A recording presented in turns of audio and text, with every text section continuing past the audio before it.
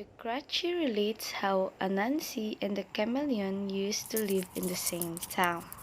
Anansi was a rich man and had plenty of children to help him with his farming. But the chameleon was only a poor man and alone had to till his farm. Now it chanced that one year the rain fell only on the chameleon's farm, and on Anansi's there was a complete drought. Thus, the spider's farm did not come up at all, and the chameleon's was already well up, and a good harvest was promised. This annoyed Anansi, and one day he called on the chameleon and asked him if he would sell him his farm. But the chameleon said he would not, as if he did, he would not be able to get any food during the dry season. Then Anansi was even angrier than before and swore he would have revenge on the chameleon. Now it happens that the chameleons do not make any roads as others do. They like to walk over the grass and bushes. Thus, there was no path leading from the chameleon's house to his farm. So that night, Anansi called all his children together and told them to clean and make a good path from his compound to the chameleon's farm.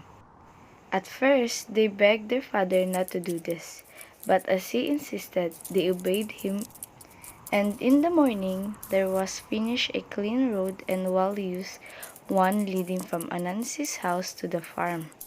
Anansi at once went to the farm and began to pull up some cassava. Presently, the chameleon came along and saw Anansi taking his cassava and called out, Hi, Nancy. What are you doing in my farm? Go away and do not vex me. Can you not see that I am busy working in my farm? Your farm? Why? It is my farm and everyone knows. Do not be silly. Go away, or I shall get angry and kill you. So the chameleon went away and laid a complaint before the chief. Anansi was sent for, and when both had told him how the farm was theirs, the chief asked for proofs. That is easy. I have a path from my house straight to the farm, which Chameleon is falsely claiming. He has no path. The chief saw that if Anansi was speaking true, then verily the farm must be his. So he sent his messenger to see, and the man came back and said that it was so. Then the chameleon was asked what he had to say, and he said that he did not know anything about the path, that he always used to go there over the bushes and grass. This made the chief laugh, and he at once gave the farm to Anansi, who took all his children with him and gathered the crops. The chameleon didn't know what to do. He was very poor and had but little food left to keep him alive. So he went to his house and shut the door and refused to see anyone. For many days he remained thus, thinking over his wrongs and wondering how to get revenge. Then he began to dig a hole. He dug and dug and dug and made an immense well. It went far down. No man had ever seen such a well. When the chameleon thought he had made it large enough, he made some mud and began to roof the well so that soon only a very small hole was left. Then the chameleon went out to see Anansi. He came to the latter's house and greeted him. Master, I am only a poor man. May I go to your farm and glean what you have left there? Anansi was pleased at that chameleon's humility and told him he could. But there was a little in the farm to gather. Then the chameleon, who had deceived the spider into thinking that he was probably humbled, again sat alone in his house. This time he amused himself in catching hundreds and hundreds of that great fly which makes so big and buzzing noise. These he tied to some dried yam vines which he had brought back from his farm. One day the chief sent messengers to all the land to call his people together, and from every place people came into the town. Then the chameleon arose and covered himself with the dried yarn, vines, and walked slowly like a proud and rich man to the chief's compound. And as he went, he kept swinging his strange costume, and the flies being shaking buzzes more and more. Everyone admired it, and the chief himself asked to buy it. But the chameleon refused and went home.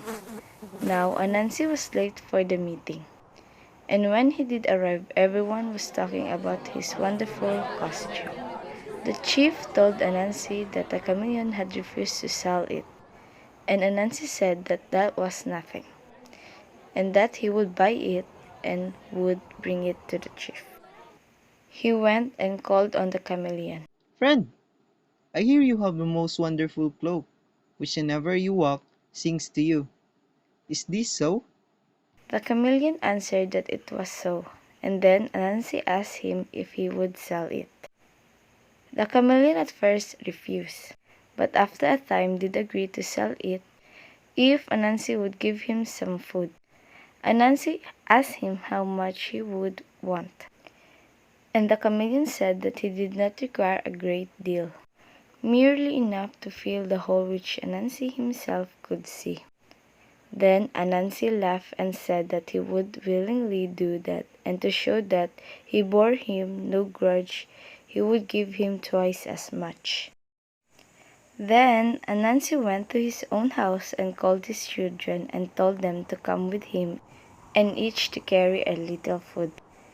They went to the chameleon's house and began to fill the hole with the food they had bought.